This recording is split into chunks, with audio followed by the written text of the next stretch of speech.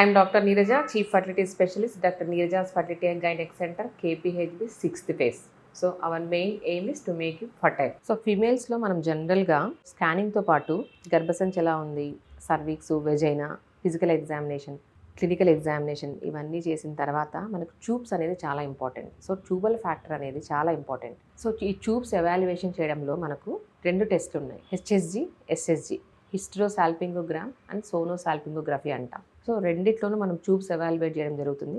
హెచ్ఎస్జితో compare చేస్తే SSG అనేది మనం స్కాన్ చేయడం ద్వారా ఎస్ఎస్జి చేస్తాం, హెచ్ఎస్జిలో ఎక్స్రే తీస్తాం. సో కొంచెం హెచ్ఎస్జి పెయిన్ఫుల్ కాబట్టి చాలా మందికి మనం ఎస్ఎస్జి అడ్వైస్ చేస్తాం. సో రెండిట్లోన మనం సర్వీక్స్ విజువలైజ్ చేయడము, సర్వీక్స్ గుండా మనం హెచ్ఎస్జి క్యానులా పెట్టడము, ఒక డై అనేది ఇంజెక్ట్ చేస్తాం. సో ఈ డై పుష్ చేయడం వల్ల అది యూటరస్ అంతా ఫిల్ అయ్యి, ఒకవేళ ట్యూబ్స్ కన్నా ఓపెన్ ఉన్నాయంటే ఆ డై ట్యూబ్స్ ఫిల్ అయ్యి మనకు ట్యూబ్స్ గుండా బయటపడడం జరుగుతుంది. దాన్ని పెరిటోనియల్ స్పిల్ అంటాం. సో ఈ పిక్చర్ అంతా మనం విజువలైజ్ చేస్తాం. ఇది మనం ఎక్స్రేలో క్యాప్చర్ చేస్తే దాన్ని హెచ్ఎస్జి అంటాం. ఈ ట్యూబల్ స్పిల్ మనం స్కానింగ్ ట్రాన్స్ వెజనల్ అల్ట్రాసౌండ్ ద్వారా చేస్తే దాన్ని ఎస్ఎస్జి అంటాం.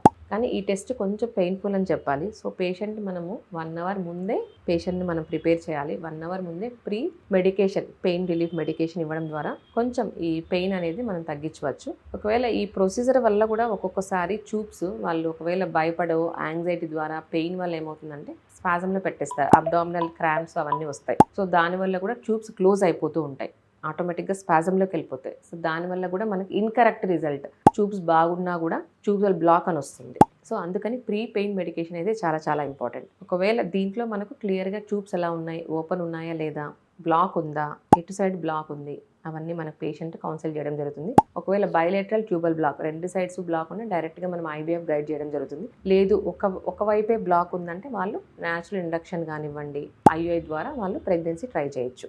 లేదు మనకు ఇంకా డౌట్ ఉంది, ఒకవేళ వాలంటరీ స్పాజం వల్ల మనకి ఇన్కరెక్ట్ రిపోర్ట్ ఉంది అంటే వీళ్ళకు మనం డయాగ్నోస్టిక్ లాప్రోస్కోపీ అడ్వైస్ చేస్తాం.